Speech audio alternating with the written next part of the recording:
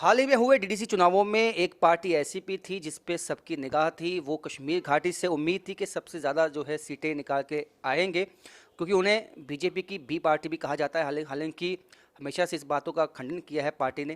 लेकिन हम इस पे बात करेंगे। हमारे साथ प्रोविंशियल प्रेसिडेंट जो हैं पार्टी के, मंजीत सिंह जी मौजूद हैं। मंजीत सिंह जी, बहुत बहुत स्वागत है ग्रेटर जम्मू में। मंजीत जी, जो ये इलेक्शंस थे, ये आपके लिए कितने अहम थे, और जो रिजल्ट आया है उससे उस पे पार्टी का क्या स्टैंड है?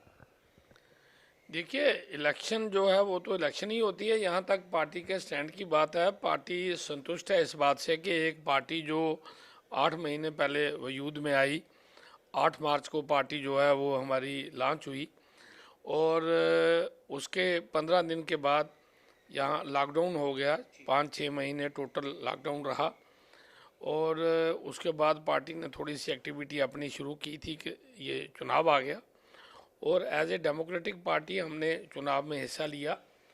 और मुझे इस बात की खुशी है कि पार्टी ने पहली बार जब चुनाव लड़ा, हालांकि एक तरफ जो people alliance for Gupkar declaration, वो 7-8 पार्टियां इकट्ठी हो गई, और यहाँ पे बीजेपी ने भी अपने ढंग से लोगों के सेंटिमेंट्स जो हैं उसको कैश करने की कोशिश की।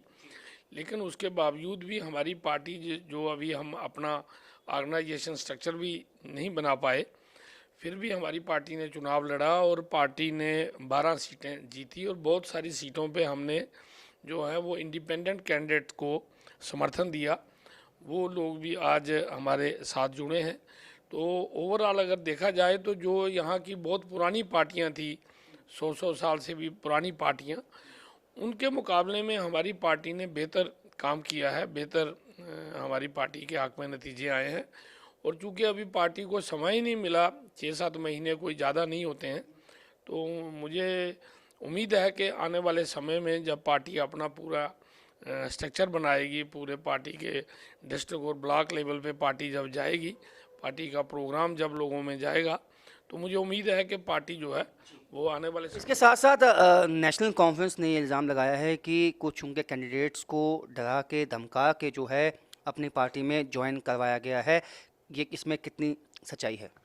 देखिए, मैं समझता हूँ कि नेशनल कॉन्फ्रेंस जो है वो एक तरीके से अपनी ग्राउंड लूज कुछ कर चुकी है, और अब वो जो है इस किस्म के बेसलेस एलिगेशन लगा रहे हैं। अब कोई कैंडिडेट खुद आ रहा है, अब अगर किसी को जबरन किया है तो वो एफआईआर लगवाएं। आज तो वो ज़माना है नहीं कि किसी को आप ज़बरदस्ती उठा के ले जाओगे या बातें करोगे। तो मुझे लगता है कि ये एक एक्स चीफ मिनिस्टर लेवल पे इस किस्म की बात करनी कि जम्मू कश्मीर अपनी पार्टी जो है वो जबरन लोगों को ले जा रही है, ऐसी कोई बात नहीं। आज तो सोशल मीडिया बहुत एडवांस है, सिस्टम बहुत एडवांस है, और कोई किसी को ज़बरदस्ती कर नहीं सकता है। जो मन से चाहता है, दिल से चाहता है कि मैं एक इंडिपेंडेंट हूँ, मैं इस पार्टी के साथ जुड़ूंगा, तो वो आते हैं, वरना उनको कोई कैद करके थोड़ा रखा है। तो अब जबकि ये साफ हो चुका है कि जो अलायंस है उसको भी जो है अगर कंबाइंड किया जाए तो काफ़ी अच्छी सीटें हैं, यहाँ से बीजेपी है। तो क्या अपनी पार्टी बीजेपी के साथ जाएगी सीट शेयरिंग बेसिस पे, जैसे कांग्रेस ने किया, कैसे वैसे आप भी करेंगे? नहीं, इसमें तो पार्टी हाईकमान डिसाइड करेगी। अभी इस पे कोई हमारी चर्चा नहीं हुई है कि हम किसके साथ जाएंगे, किसके साथ नहीं जाएंगे। हमारी पार्टी जो है वो जिस डिस्ट्रिक्ट में भी यहाँ हम खुद क्लेम कर सकते हैं, वहाँ हम खुद क्लेम करेंगे। यहाँ हम नहीं है इस पोजीशन में, अगर किसको वहाँ हम सपोर्ट करते हैं, किसी इंडिपेंडेंट को करते हैं या क्या होता है, ये तो जब ये चेयरमैन के चुनाव की बात आएगी उस वक्त इस पे डिस्कस करेंगे। कुछ लीडरों ने इस चुनाव के बाद कहा कि धांधली हुई है इसमें, वैसे चुनाव नहीं हुए जो जैसे फ्री एंड फेयर कहा गया था। आप मानते हैं इसको? नहीं, देखिए, मैं ये नहीं कहूँगा, ये तो बेसलेस बातें होती हैं। ये ठीक है, कुछ सिस्टम में कमी थी, बहुत सारे वोटर जिनकी लिस्टों में नाम नहीं थे, वो लोग जब वोट डालने गए तो पिछले बार जब पंचायत के इलेक्शन हुए थे उनके वोट थे, अब जब वो गए तो वोट नहीं थे। ये छोटे छोटा कमी रहती है। बाकी ये कोई कहे कि धांधली हुई है तो कहीं एक आध जगह पे किसी कोई मैं नहीं कह सकता हूँ कहीं कुछ ऐसा हुआ हो, लेकिन ओवरऑल जो है वो चुनाव फ्री एंड फेयर हुआ, कोई ऐसी बात नहीं।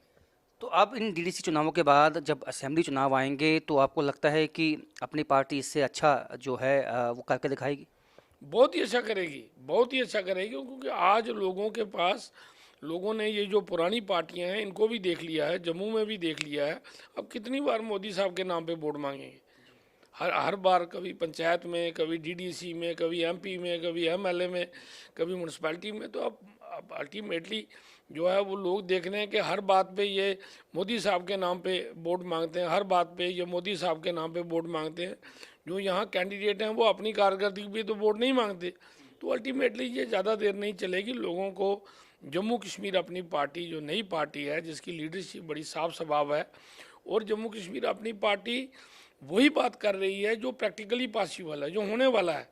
ये लोगों को गलत सपने नहीं दिखा रही, और लोग आज समझ रहे हैं, पढ़ा लिखा युवा इस बात को समझ रहा है। एक आखिरी सवाल ये होगा कि अपनी पार्टी ने ये भी कहा कि जब तक जो है स्टेट का जो दर्जा है वो वापस दिया जाए, तो अगर नहीं दिया जाता असेंबली चुनाव तक, तो क्या फिर भी अपनी पार्टी मैदान में आएगी? नहीं, देखिए, हम तो द डे वन से हमारा जो बेसिक मुद्दा वो यही है कि हमारी जो स्टेट थी, जो हमसे छीन ली गई है, जो स्टेट कभी अंग्रेज़ों के गुलाम नहीं रही, इस स्टेट को तोड़ के दो हिस्सों में कर दिया और इसका दर्जा कम कर दिया।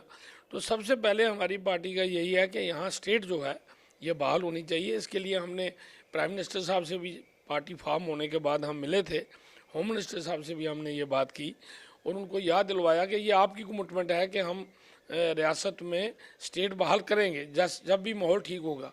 अब तो माहौल ठीक है, लोगों ने डेमोक्रेसी में हिस्सा लिया है। तो हमारी जो डिमांड है कि स्टेट रिस्टोर होनी चाहिए। स्टेट रिस्टोर होने के बाद यहाँ चुनाव कराए जाएंगे तो वो अच्छी बात है।